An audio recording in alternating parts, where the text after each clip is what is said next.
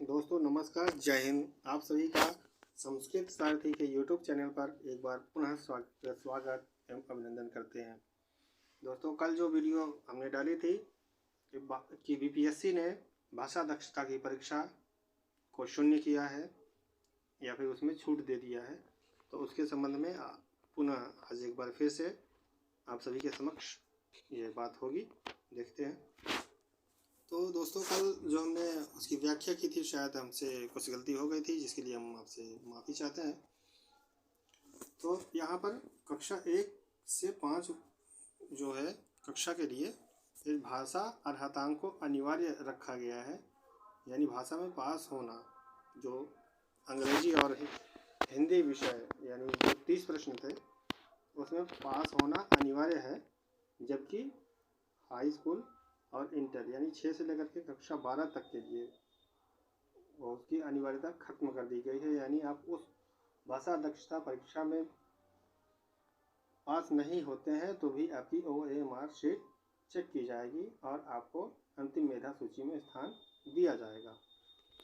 ठीक है दोस्तों, अभी इस संबंध में अभी देखते हैं और नोटिस जारी हुई है, उसमें क्या कहा जाता है तो देख लेते हैं।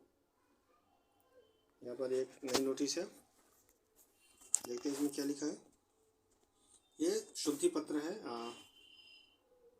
और इसमें लिखा गया अध्यापक नियुक्ति प्रतियोगिता परीक्षा भाषा अर्हतांक के संबंध में है ये।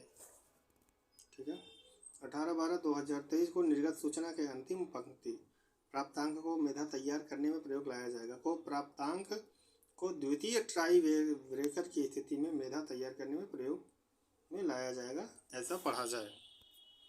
तो आयोग का कहना है जो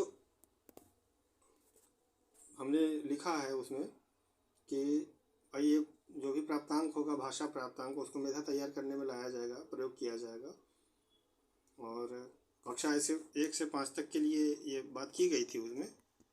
ठीक है, तो अब इनका ये कहना है कि यदि दो कैंडिडेट का जो है समान यदि नंबर आ जा रहा है, एक समान हो जा रहा है, समान अंक की परिस्थिति में क्या किया जाएगा, जैसे 80-80 दोनों का आ गया।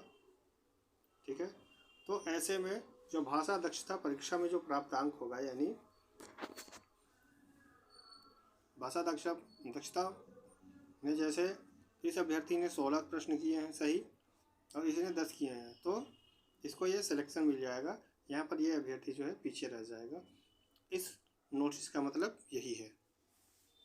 ठीक है, अब बात करते हैं दोस्तों जो कक्षा 6 से लेकर के 12 तक की जो परीक्षा में भाषा दक्षता से छूट मिली है, तो उसका क्या प्रभाव पड़ सकता है आपके अंतिम परिणाम पे, अंतिम रिजल्ट पे, अंतिम चयन सूची पर।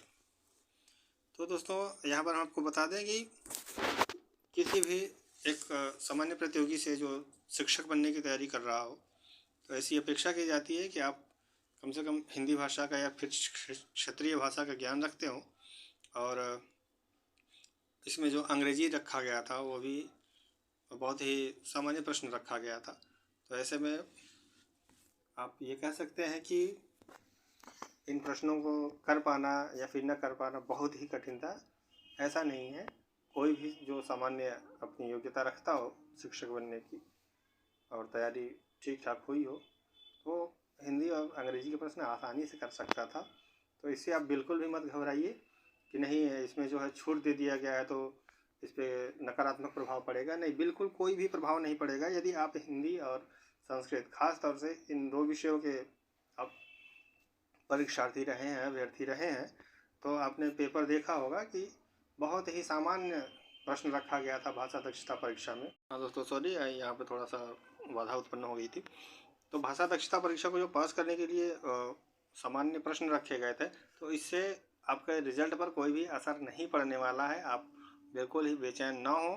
आपने जो अपने विषय में किया है वही आपका सर्वश्रेष्ठ प्रदर्शन होगा और उसी के आधार पर आपका जो अंतिम चयन होगा वो होना चाहिए।